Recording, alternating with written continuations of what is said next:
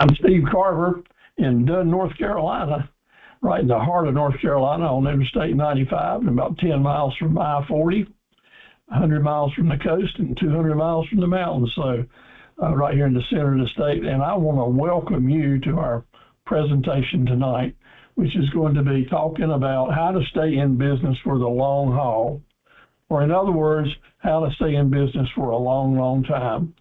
I'm kind of qualified to do that, having been in business for 66 years and counting. And also, I've helped a lot of people get their businesses started. This is my presentation number 1186 on the fast track to a dozen hundred. And thank you for joining me on my journey and letting me join you on yours. I'm not a lawyer or an accountant. I'm a fellow that's been in business a long time and made a lot of mistakes, did a lot of things right, and still have made it. Always written good checks. Had lots and lots of good employees that we considered an employee family. So I've got advice to give to you. No charge. First advice is always get a second or a third opinion before you make an important decision that you're unsure of. And in North Carolina, for entrepreneurs starting businesses, some of the very best places to get some good advice is from your small business centers that are located at the community colleges. Now, that doesn't mean that you have to be in college to use the small business center. Nothing like that at all. The small business centers are there for you, people not in college, but trying to get in business. And their offices are there because they're easy to find and very convenient and well equipped with not only good equipment, but great people. The directors in these centers can give you good advice. It'll be confidential, it'll be free, and it'll be spot on. And if the directors don't know the answers to your questions, they've got a whole statewide network of experts who can help us, and they can call on us. We're so fortunate tonight to be sponsored by Joey Wynn, the director of the center at James Sprunt Community College in Kenansville, North Carolina. The actual center is over in Warsaw. I had the privilege of visiting that center last week and seeing Joy and other folks at the center. It's a fantastic place. I encourage you to go by and visit her, see what all's going on, and see how the center can help you in your business.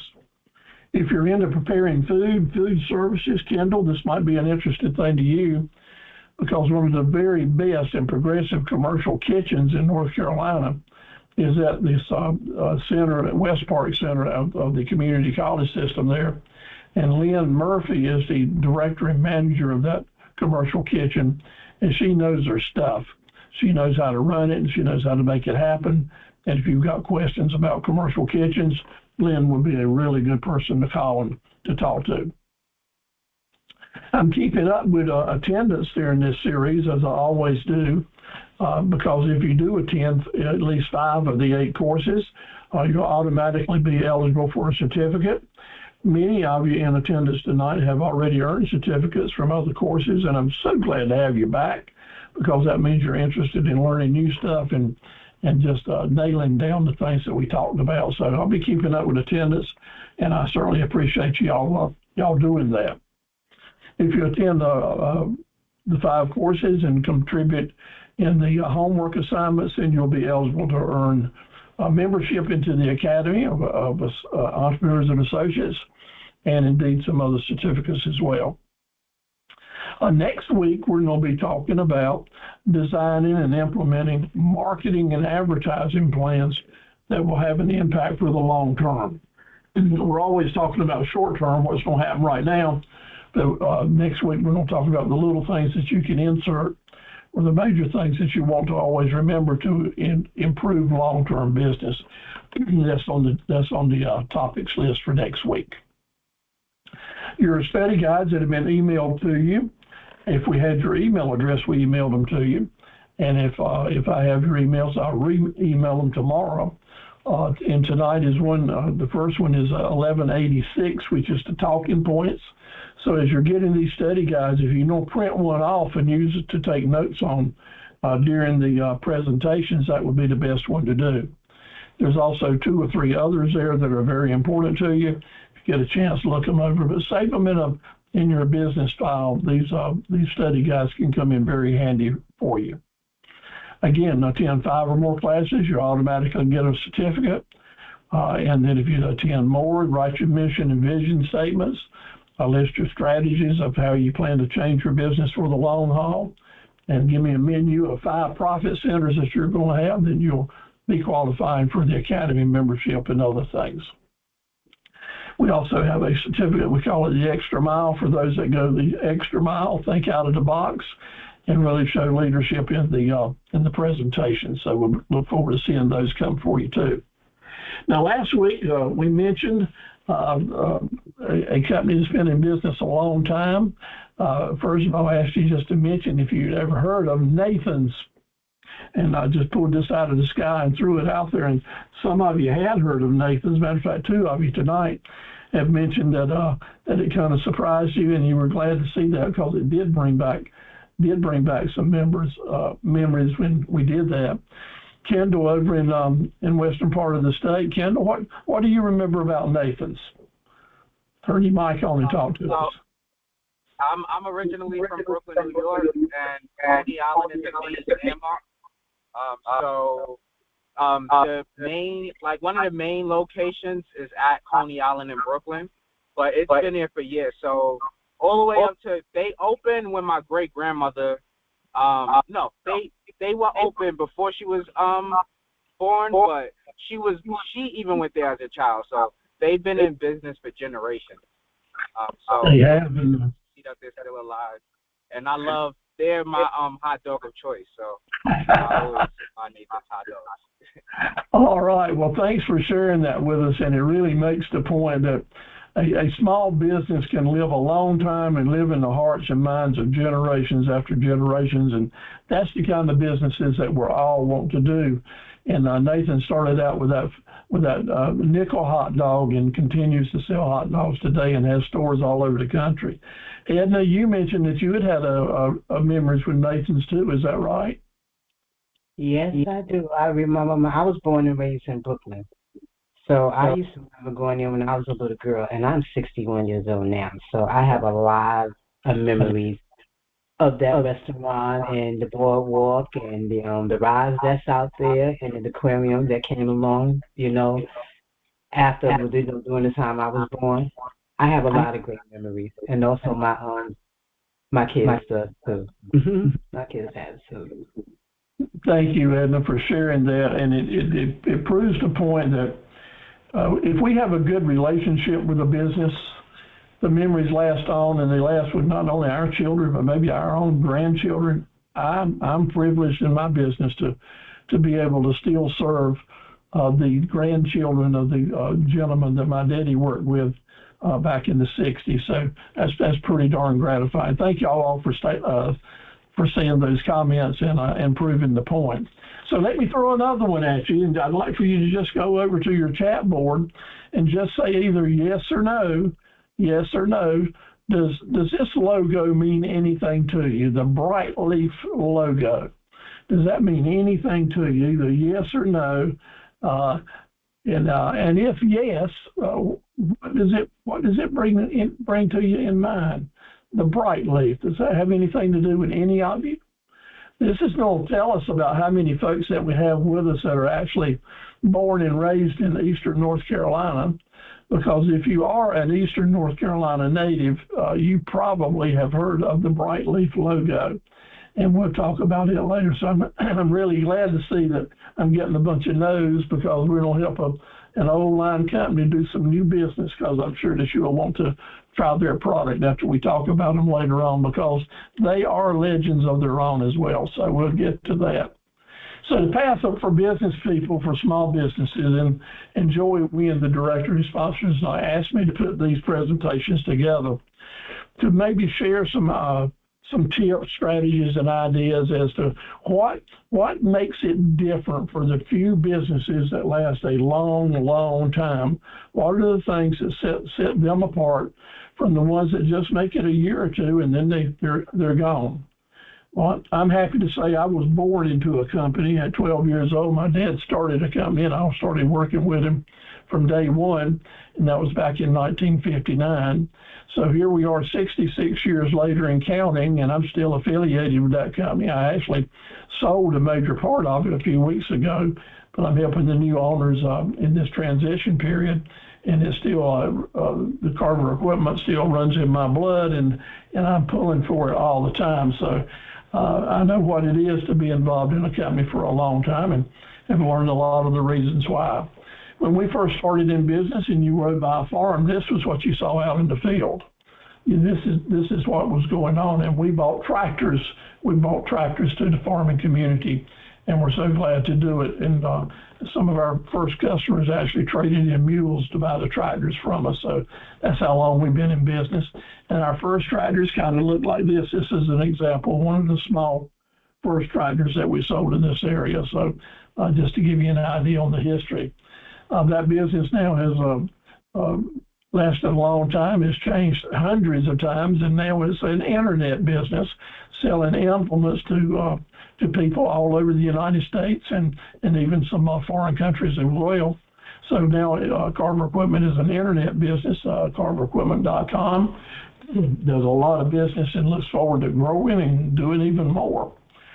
Also along the way, about 20 years ago, after we sold the business bricks and mortar style and started being internet, I started full-time, part-time teaching and helping folks expand their entrepreneur businesses and go from there, and just had a wonderful 19 years of working with people at the community colleges all across the state, classes after classes. Again, this is our class, over 1,100 classes so far. So I've met a lot of people and helped a lot of people get started in business, and I have no regrets because such a great crowd. These folks are considered your classmates and my friends. And I really like the ability that we have to network with each other and help each other along all across the state. So thank you for your participation and your friendship. One of your handouts is the 40 drill skills. I'd like for you to take time to look at those, read them. If you can, paraphrase how each skill you can use it in your business and send that to me. That'll help qualify you for a certificate. There's nothing there that's a waste of time. And there's a video that goes along with most of those skills that you can get more information from, so that we won't spend much time during this series on them. In my regular core topics, how to start a business academy presentations and courses, we spend a lot of time on these drill skills. So chat is important here. It's all about helping you move forward. So I'd like for all of you to get used to using the chat board to ask questions, to say hello to your neighbors in class. When you're looking at your screen, you see who the other people are here. You hear them talk, things that they're doing in their business as we share information. So if you would, I would like for you to just go to chat, just type in general terms, in just a few words, the type of business that you hope to get started or that you've already started. Cleaning, food truck, memorial information, all the different things that we are doing is just amazing. Roofing companies, construction companies, photography, and on and on. So how about just going in the chat and just typing in the type of business that you're thinking about doing, and then look and see what the other folks are doing as well. So sharing is so important. Learning to network as a new business person, learning to network with other business people, you will find that you have common denominators that will help you share customers and go a long, long way. So getting involved in these webinars is exactly like being involved at the Chamber of Commerce and other places. It's an opportunity to do network, share questions, and share solutions as well. So that's the challenge, is to do that.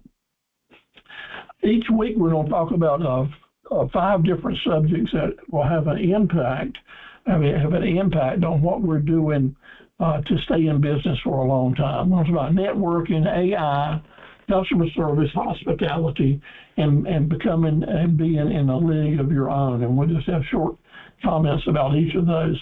And I'm doing this to try to get you to think about how these topics apply to you and your business and the planning that you're doing. Thank you all for typing in over there. Please keep it up. We would all like to see just a variety of different things that's going on with each and every one of you. So these fundamentals, new and old, are so important. So in networking, tap the greetings that I've just talked about. Thank you all for doing that. Send greetings to each other. Learn to do that so that you're becoming very comfortable in reading what other people are saying between the lines. It's easy to read what they type in, but your skill comes when you start reading between the lines and start seeing opportunities, and that's when you'll start learning certain questions that you want to ask. So I'll encourage you to point, right now you can ask individuals questions to each other. I've got that opened up. No holds barred, be nice, be polite, and use this as a very important learning skill to use these chat networks to get some good ideas on things going on. Somebody might want to chat in. Steve, remember to spell goals correctly. Yeah, I was going to tell you you misspelled. I didn't mean to open up and talk. I'm sorry. I need to raise my hand. Yeah, goals is spelled wrong. I know it. Thank you. How about putting that in chat so I'll remember to get back to it? Thank you, Sonia. We all can help each other. Let me tell you, if anyone can use a lot of help in spelling, it's old Papo Steve-O here, no doubt about it. Artificial intelligence, man, is it on the news every day. And so what did you do with AI this week? What did you do with AI this week? Anything? I want to tell you, I am just trying to get into learning how to use it so much. And I'm using AI 3 or 4 times a day, always, and especially as I'm putting these presentations together, because they really can just bring you good information. So if you're using your computer and Google's available to you, you can type in search terms and then hit the button, and Google will give you good AI information up in the lower left-hand, upper left-hand corner of the screen. I want to spend an extra minute on customer service. For a long time, Walt Disney and Walt Disney World and Walt Disneyland has been the place in America and in the world that is considered to be just a really special place, and they're certainly in a league of their own. But Walt Disney, a number of years ago, said he had 2 rules that he wanted to put in place at every operation that he operates. And he calls it the Disney 5-10 rule. And the Disney 5-10 rule now is adopted by most major retailers in America and around the world. I don't know if y'all have ever heard of it before, but the 5-10 rule works like this, and we all of us knows how important it is. If you've been to any large retailer lately where people just ignored you, didn't pay any attention to you, and where employees acted like they were really more interested in going somewhere else than is coming to you. Well, Walt Disney says that's totally wrong, and I totally agree with it, and I think you will too. So the rule in place is, and I've installed this in every business that I own or every time I get a chance, is when you're working and you become within 10 feet of a customer comes into your environment, your territory, and if they're within 10 feet of you, then what I want you to do and what Walt Disney wants you to do is to stop, look at them, make eye contact, and give them a smile or a nod. Give them that signal, that nonverbal communication. Hey, I see you and you're welcome. We're glad to see you. And if you keep coming to me or if you want something, I'm welcome to receive that message from you. Get in the habit of doing that. If you're in business, if you're in the retail business, and let me tell you, as small business entrepreneurs, when someone comes into your store, we must make them feel welcome. That's part of that customer service that gets the ball rolling. So if someone's within 10 feet of you, give them eye contact. And then within 5 feet, that is, you're getting closer. I mean, you're up close enough to reach out and touch if you can. Then it's time for you to smile and give a hello, a verbal greeting. So glad to see you. How can I help you? How's things with you today? A verbal greeting every time within 5 feet. This isn't something that you might do, something that if it feels good, you will do it, something if you like their looks, you will do it. If you have a chance to be within 5 feet of a potential customer, say hello. Give them a smile. It won't cost you a penny, but it is setting the stage for a very good customer service platform. Try to make a note of those 2 Walt Disney rules, and let's put them in place in your business. Another one of our foundations is the incredible power of hospitality.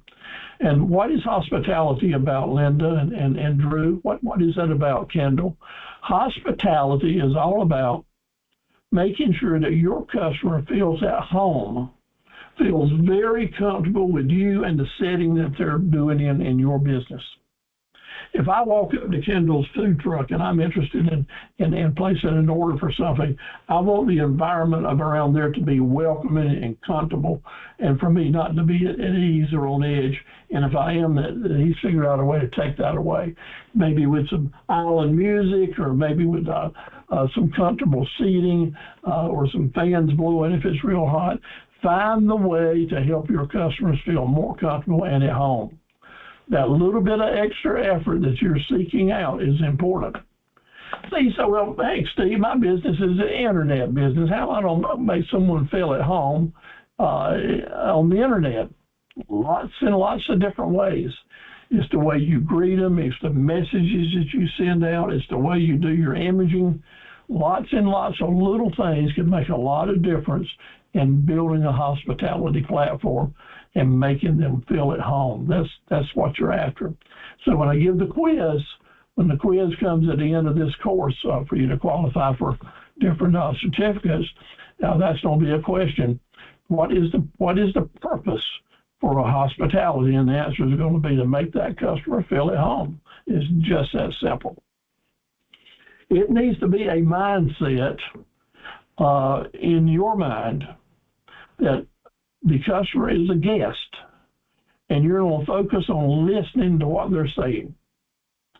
Hospitality means that you're going to make them feel at home and make them feel important. It's going the extra mile to do that.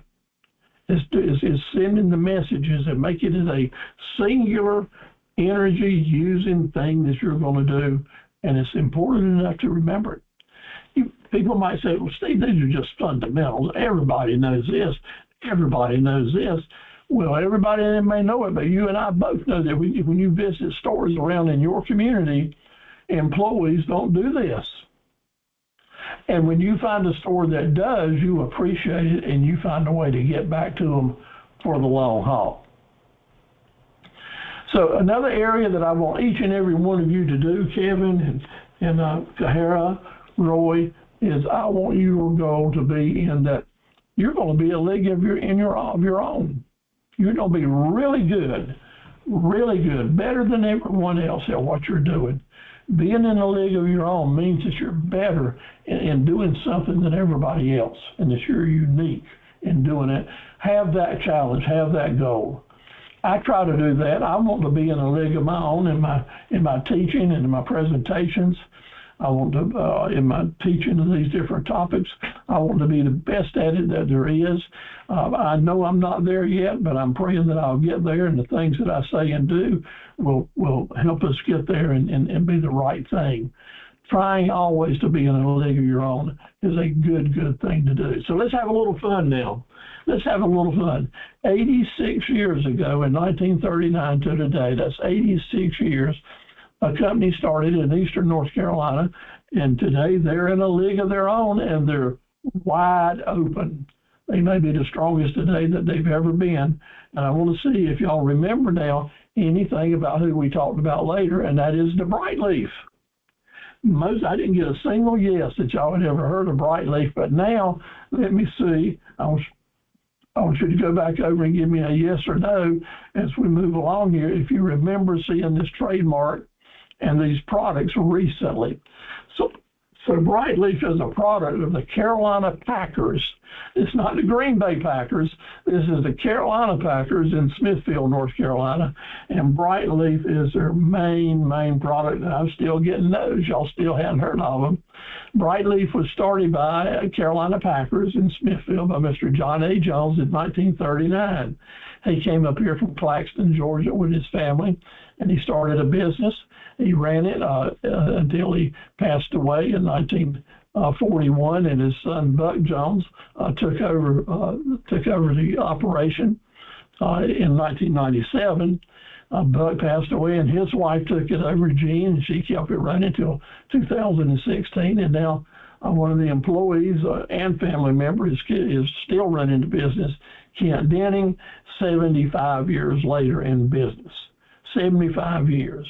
Now that means this business started 3 years before I was born, so that's pretty amazing to me. I mean, 3 years after I was born.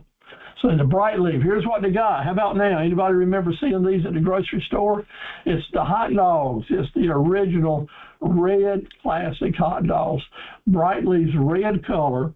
Bright Leaf's red color is really famous in Eastern North Carolina, and most restaurants east of Greensboro, if they're serving hot dogs, you're going to get a red hot dog, and it's going to be a Bright Leaf, because Bright Leaf is just instilled in most retailers in the restaurant business in Eastern North Carolina that they got the best product that there is.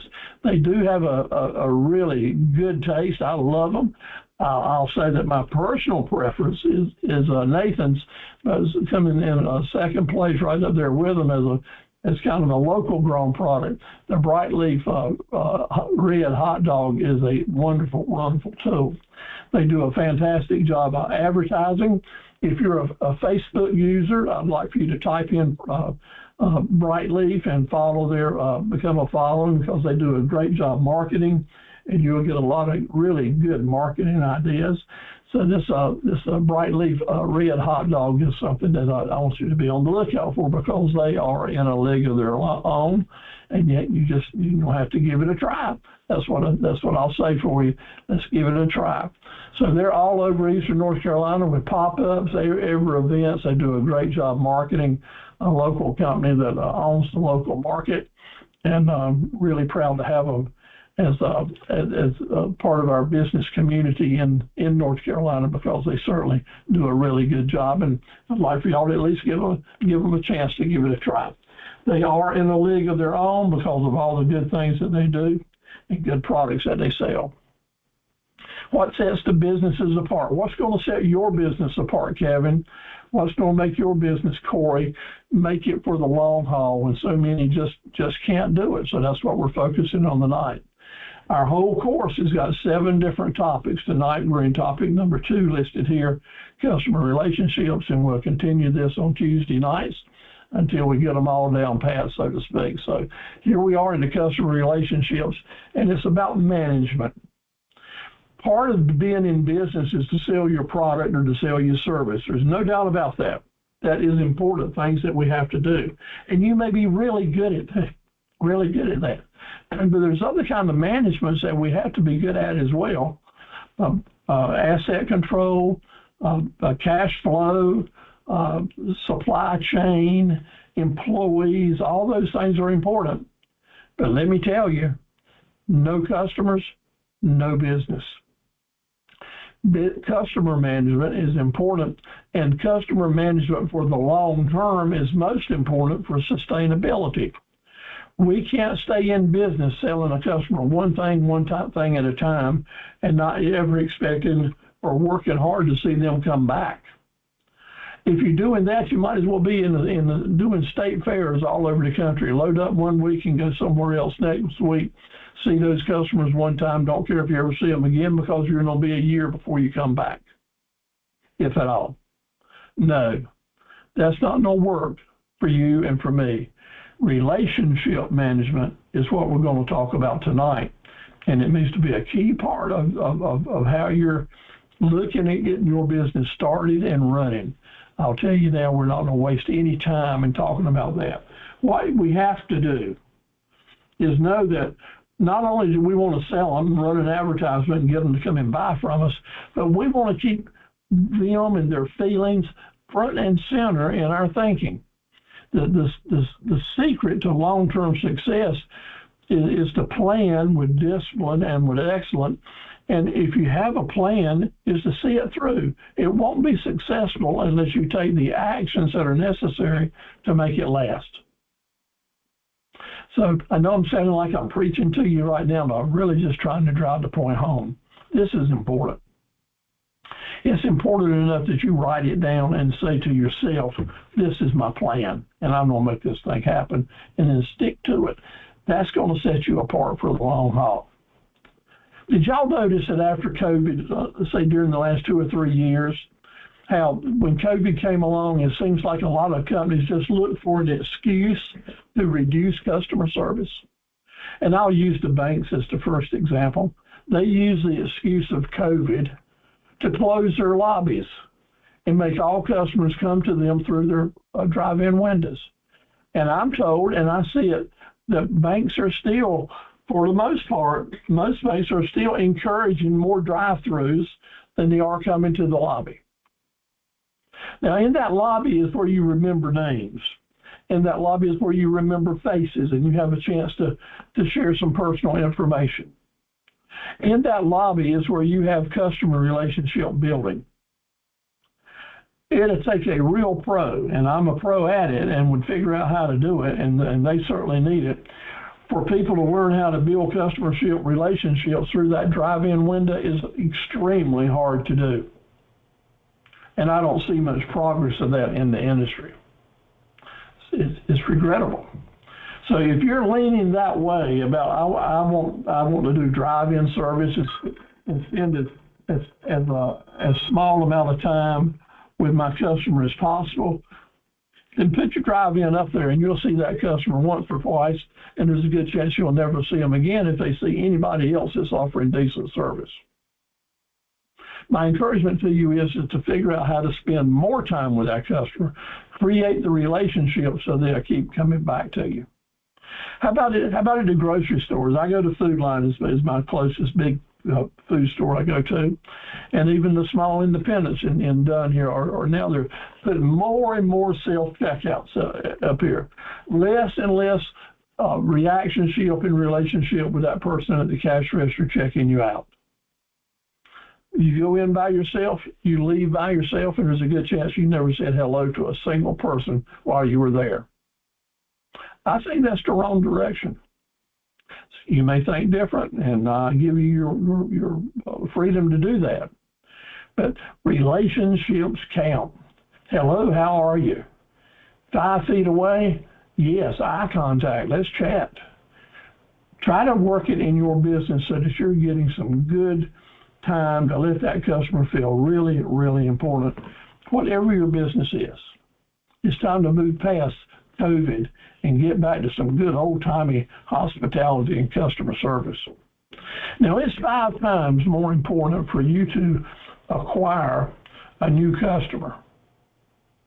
It costs 5 times as much to acquire a new customer as to keep an existing one. So think about that. What can you do to keep the customer coming back?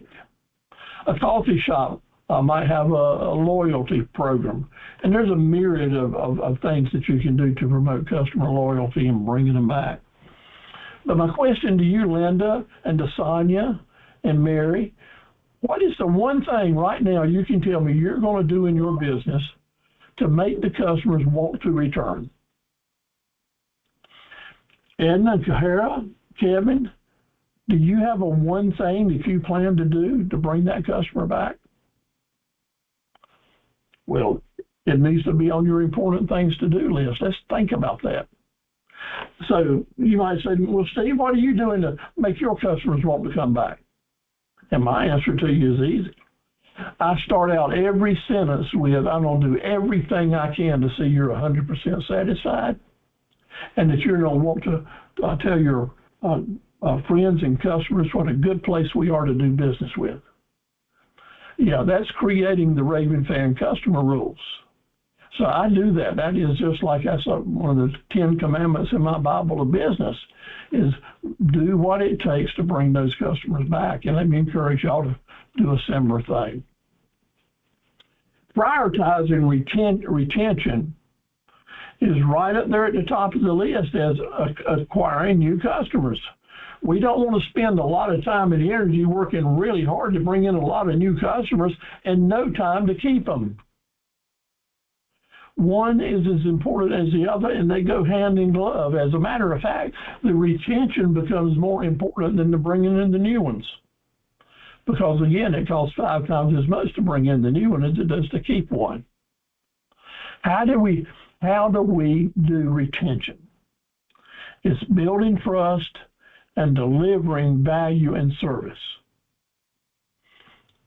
Building trust and delivering value and service. And these things can be used all throughout the course when it comes to how to stay in business for a long time. Building trust comes back to how do you do that? It's easy. First of all, you got to say hello and you got to make them feel important, and then you got to make it personal. You got to say, I'm a human being, you're a human being, we need to talk and try to exchange with good communications so that I hear what you're saying, what you're after, and I'm able to serve you best. Making it personal. Now, I'm not talking about romantic here, or making passes, or getting out of line, or going too far one way or the other. I am saying treat this person as an individual and respect them, and let them know you're going to do all you can to satisfy them with what they're searching for in the business. Making it personal, being nice, making it clear. Making it personal goes several different steps to do that. They expect us to remember them and their preferences. When a customer comes back, if you remember them and their preferences, man, you're headed in the right direction. And if you can remember their name, wow, I am so proud of you. Do they remember your name because you're wearing a name tag like we talked about last week? That'll help a lot. Because if they remembering your name, probably when they come up to you and say, hey, Steve, my name's Linda. If you've got your name tag on and they're coming up and saying hello to you, they will almost always go ahead and tell you their name if they're going to use yours. It's just a trick of the trade. Wearing name tags gets customers to tell you their name as well. Tailoring your individual services to their individual needs, making the strongest connections you have. That's how you make it personal. Give that some serious thought as you're doing that. Now, several of you are thinking about opening up a store with secondhand, not new clothing for children and other things. And this is going to be really important to you. And I shared that before we got started tonight. There's a store here in Dunn, called Lily Pads. And the owners of that store, the women that own that, are professional salespeople. They know what they're doing. But you know what? It's all about being friendly to everybody that comes in and making notes, mental notes. And I got a feeling they got a notepad back there too. Because when you come in, they're going to remember your children's name and your children's ages. And they're going to remember what you bought in on consignment or maybe what you were looking for last time you were there. And automatically in their mind, they're ready to go show you something that applies to your particular needs, your particular child, something you will probably be interested in. Relationship building at Lily Pads has made this store a great business institution in Dunn that really moves a lot of material and has served a lot of people. And the word is spread. People come from 50, 60, 100 miles away to Lily Pads because of the great deals they have, the great inventories they have, the really good pricing they have, but mainly the customer service and hospitality. It brings them in. And if you're thinking about having a store where these type of things are going to be important, as most of them are, visit Lily Pads. Give them a shot. I was happy to share that with folks tonight because it's a long way. Well, Steve O's going to talk about RFCs in every webinar and seminar usually, because I know that RFCs is the reason that my companies have been successful through the years. And RFC is the quick way of saying raving fan customer. The raving fan customer are the people that come to your store, do business, and then go out in the world and start marketing and advertising for you and not charging you one penny. That's the customer relationships that really brings back money in your pocket. The raving fan customers is what we want to build. They enthusiastically share the positive messages and experiences from your business. What are you doing to create raving fan customers? I can't ask you more important questions. What do you plan to do?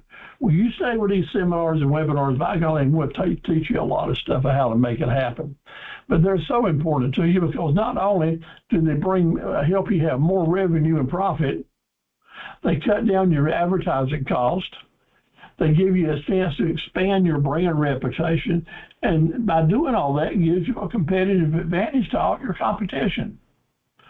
3, that's why they're so important. Start creating raving fan customers.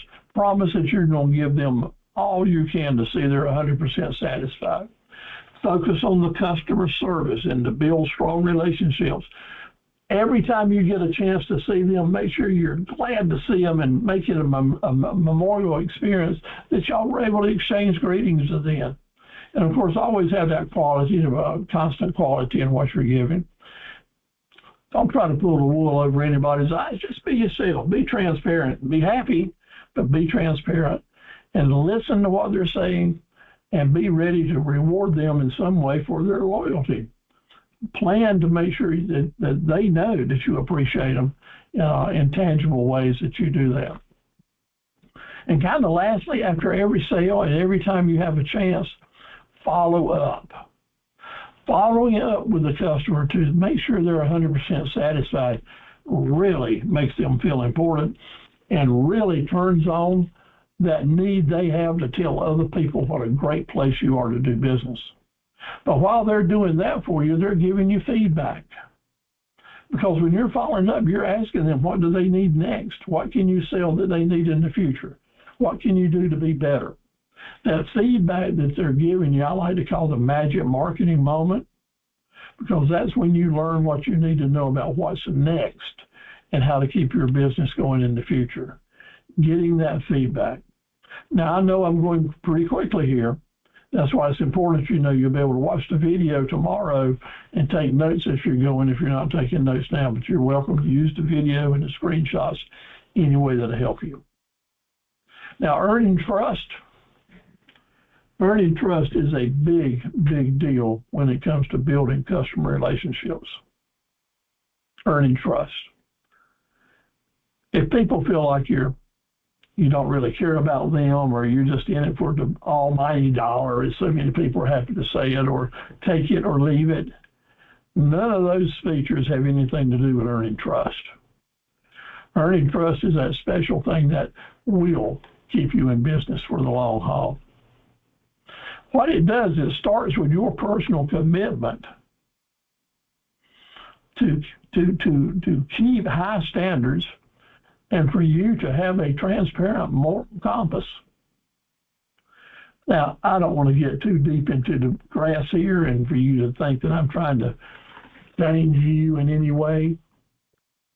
But this topic is not talked about in business classes, but it needs to be, in my opinion.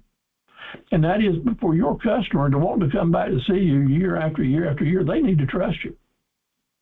And they need to have in their mind a clear understanding that they think that you're trying to be a good person. Not just talking about it, as everybody does, but really committed to having a moral compass. Now, those two words may have different meanings for lots of different people, but they have kind of a special meaning to me, because I have seen through the years how important it is for me to try to maintain my moral compass, and it's hard to do sometimes. It's hard to balance profit. It's hard to balance profit with performance. And moral compasses can really get in your way, or they can be a guide.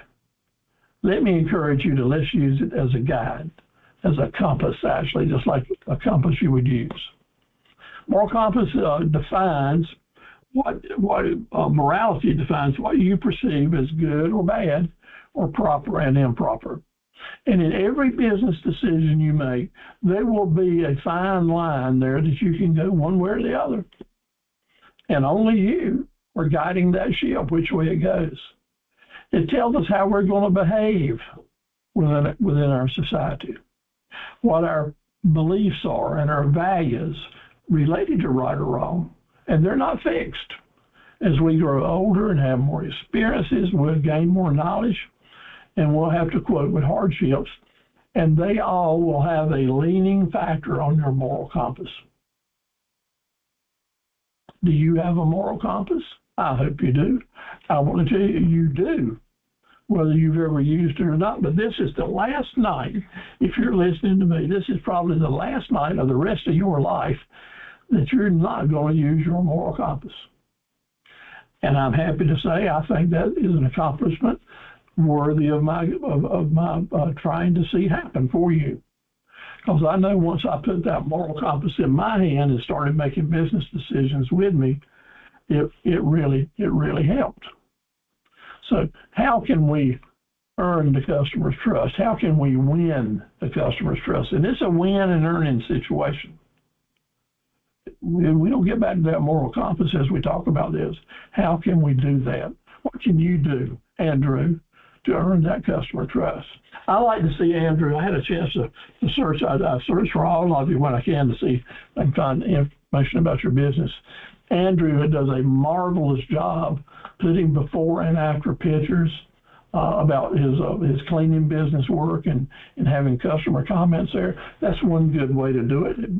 Share what other people are feeling about doing business with you. So congratulations on that, Andrew. But now for us that are just getting started, and maybe you may be like me that have been in business for over 50 years before you did this, create and write and publish your mission, vision, and promise statements. They are so important. It is the first place that I can tell you you can individually start holding your moral compass out front in front of you and your customers. Because you're going to say what you believe, where you want to go, and what you're promising to do. And you've got enough courage to put it in writing. And when you have enough courage to put it in writing, and then on the internet for the whole darn world to see and read and hold you accountable, you have a moral compass, whether you want it or not. When you've got that courage to put it out there, I'm going to salute you and clap for you and be so happy that you've done it, because you know what just happened? You determined to work towards being in a league of your own when you do this. Because customers see it, they know it, and they realize that you're living up to it. And that is putting you on the path of being in a league of your own, because there are so darn few people that are doing this. Yeah. And I see it with you. Some of y'all have been to many of my courses, and I'm glad to have you back. And it's so refreshing and gratifying to hear you start using terms and ways of thinking that we've used a year ago in a course. And I hear you repeat that. That means that you're into it, that you're believing in yourself, and you're believing it's worth the fight. And it's a struggle sometimes to do it right and to hang on to your moral compass. Now, in these times, we see politicians on the TV every night. If you're into politics, it's really easy to spot those that are caring a whole lot more about their political life than they are the life of the country. And I question lots of times whether somebody's moral compass is anywhere close to mine, but you can't judge. The moral compass is for self-respect, investigation. Don't use the moral compass as a weapon to hit somebody else with. No, that's against the rules. You can't do it. The moral compass for you to hold in your hand and stay on course. Other people are going to do what they're going to do. But your customers will watch what you're doing and will read between the lines when you're giving them explanations on why you're making a decision. I was fortunate enough this week to get a letter from a dear customer of mine over in western North Carolina who was ravaged by the hurricane. His farm took a lot of damage, and his neighborhood did too. But he wrote a letter back to me this past week, and was real complimentary of the way Carver Equipment and the way we do business, and how it lets him know that we do try to help people. And he was proud to be a part of our customer family. That was real gratifying for me, and I was real proud that he's one of my customers, because he does things like I agree with too. I think we share a moral compass. And you won't be in this game long before you will kind of automatically, when you start building a relationship with a customer, it won't take you long to see just how well y'all match up. And if the match is pretty close, let me tell you, you'll have a customer for a long, long time, and they'll tell their children about you being a good person to do business with too. It's a generational thing. It really is. So, have you written your mission, vision, and promise statements? Have you written your core values? On the slide here are the ones that we have for carverequipment.com. It's simple. It's easy. But it's serious. Because these are the guidelines that you're going to hold yourself in your own standards to from now on. And when you put that in your internet and on your business card and you share that on every quotation, as we do with our customers nationwide, they know and they read it and they remind you and they'll send you back a note and say, thanks for having the courage to say those things. It makes us feel good about doing business with you. It ain't got anything to do with the price. They may or may not give you the order. They may give someone that doesn't do this, that has a cheaper price, they may give them the business. But they will give you the respect. And it won't take long before they'll start giving you the business. Because they know that sometimes the best deal is not the cheapest deal. The best deal is when you're dealing with someone in a long-term relationship where you're getting good value, good support and service and backup for the long haul. That's what you do. Please think about go ahead and doing that mission, vision, and promise statements and send it to me. Let me share it with our fellow classmates here. Be ready to have the courage to do it. Whether your business is up and running or not yet, that doesn't make any difference, Linda. It doesn't make any difference, Ashley. You can still start thinking about what you want your business to be and to achieve. Mission, vision, and promise statements. And you've got a study guide that gives you all kind of ideas and examples and kind of makes it easy for you. You can copy other statements and works and words. The key is when you do the mission, vision, and promise statements, you have individually decided that you're going to have a moral compass and try to be in business for the long haul, doing business the right way. That's earning trust. That's earning trust. And that's what we want to achieve. So tonight we're talking about customer relationships and how important it is to keep them on board for a long, long time. And next week, I want you all to keep coming back. These webinars are shorter than our drill type memorize things. These are getting you to think and make notes for the long haul. And so I'm glad to do that. So what I want to say to you is it is so important to consider letting your light shine, letting customers see that you're doing business the right way, and they'll keep coming back to you. Now, I want to take a few minutes now, and I'd like for y'all to stay with me, and let's hear what other people are having to say. I want to ask you to turn your mic on individually, one at a time, and tell me about a company that you enjoy doing business with. Not necessarily an internet company, but it could be, but a company that you can share a reason that you enjoy doing business with this company or this individual and what that reason is. Let's have a little share in an open mic class time now just to hear what y'all have to say. Now, to give you an example, if I was in your seat, I would say, I want to talk about Stacy's Restaurant. And next week, I'll talk about her some more. Because this little Greasy Spoon restaurant in Dunn, North Carolina does a few things that are really special. On holidays, they offer a free meal to senior citizens and folks who need some help financially. they're always open the door to the volunteer groups. When the hurricanes came through the mountains, she actually closed down 2 days a week, and on those 2 days a week, went to the mountains with prepared food and a food truck and gave away meals to folks that needed it up in the mountains. Did that for 3 weeks at great expense to her business. So yeah, I'm proud of Stacy's. I'm proud to be one of her customers. They do everything right? Nope. None of us are going to do everything right. But she does enough right that I am so impressed and proud to be a member of her family. Now, y'all tell me an example of someone that you really enjoy doing business with. Let me hear you. Open up that mic and tell everyone what you're thinking. Who's your favorite business? Somebody start it off for us. Edna, would you mind starting it off? I should have given y'all a heads up warning on this, I know. Sonia, you're usually pretty quick. Yes, I have several people, but I want to go ahead and talk about some of the friends I have in my circle, and they've given me an opportunity. One of them is Belinda Mazik. She is a over-the-road truck driver. She's an 18-wheeler driver. She's an owner-operator, and she got her license last year, and she's been driving trucks on the road. She owns property in the university area.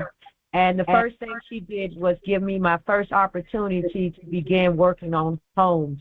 And I did her, so thus far I've did her roof, I've done her lawn care, I've done her plumbing, and I'm going to start her siding, which is going to be about $10,000 for me in my pocket, and also some other workers that I've had working for me.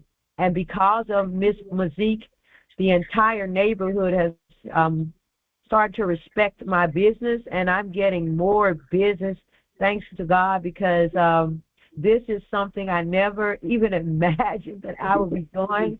And I'm just so proud because I'm excited because I never thought I would be doing something like this. I'm just glad to see that people are seeing that I am working hard for them, but I appreciate her giving me the opportunity to work on her home, and because of her, I've started to pick up more business, and I have a raving fan now, and she's just allowed me to continue to make over her home. There's so much work that needs to be done, and she's just paying me because of her job that she has. So I appreciate it, and I tell everybody, don't give up. God has a purpose and a plan for your life, and you never know who's watching you. You don't know who your fans are, your raving fans would be. You don't know who your customers would be. But if you keep plugging and never give up, someone is going to notice your work and give you more work. So I just want to encourage everyone, just like Mr. Carver have encouraged me for about a year and a half, 2 years now. So go for it and never give up. But that's what I want to speak of, Miss Belinda Mazik, and I appreciate her so much because I'm able to pay my bills now. Thank you, Sonia. And you know that is so true. And thanks for sharing that. Good business creates business. Good business creates business. How about a story from someone else? Thank you, Sonia. I can share out. Yes, Kendall, go ahead. So just quick history about I've always been into cooking. So I stay with some family, and they were like, "This food is good. Like you should make money off this." I didn't believe in it too much, but then they started. One had a party, one of my cousins, and so I catered for that party. And from that party, I had like an additional 6 catering gigs. And they always speak so highly of me, so I'm very thankful for speaking life into my business, and also trusting in me enough to like recommend me to their friends. And everyone has had a great experience so far. People keep coming back, even if it's for a quick dish that I cook for their party. Like they'll call me and put an order in for that, and I just drop it off to them. So I'm just thankful for my older cousins, especially. If it wasn't for them, I wouldn't pursue this. So. Thank you for sharing, Kendall. We appreciate that. I wish I lived close by so I could order some stuff from you right away. I'll bring you some stuff at one point. All right. Okay. Who else has got a story they'd like to share? Roy, have you found anyone in Dunn that you've been doing some business with?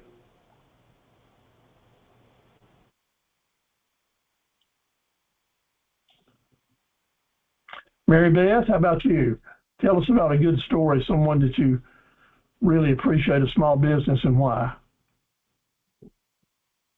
Now get used to this, because in the rest of this series and the one that follows, each night we're going to have a chance to share ideas and get to hear each other express yourselves. And this is an important part of becoming an independent entrepreneur, is to be able to speak up and share experiences. Hello? Yes, Roy. Okay.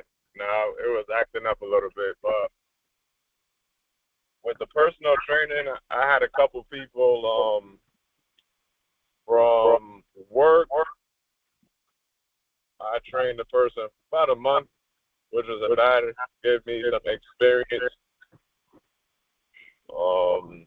I've been working on my business plan. I have that done. And then working on my personal training business plan now to come up with a name and then start there. That's good. Well, I appreciate that. When you find a business here in town that you really like, the folks and treat you right, brag on them and let us know about it. Okay. Thank you so much. Corey, do you have any? That's Kevin. Go ahead, Kevin. Yeah, this is Kevin, and this is my first time attending this, and I appreciate all the content. Based here in Charlotte, and my business is a digital marketing agency where I help small business owners solve inconsistent client communication and SCADA system by an all-in-one platform that combines like what you're talking about, the customer relationship management tool. But one of the small business that really impressed me was my friend's business called Kingdom Sons. So he does like repairs and any plumbing issue. I normally call him, and we began building trust that way. So if my mom has an issue, maybe the dryer is not working, if we need to paint the house. So eventually we bought the dryer and washer from him, and also my mom-in-law, when she needed a washer and dryer, we bought it from him. And some simple fixes he's able to fix, and then we ask him, hey, how much are you charging?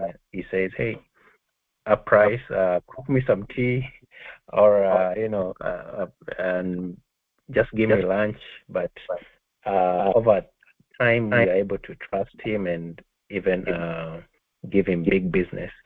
Thank you so much. That building trust is so important, and I really like the sound of what you're doing in your business. Make sure you go over to the chat and give me your email address so I can send you information, okay?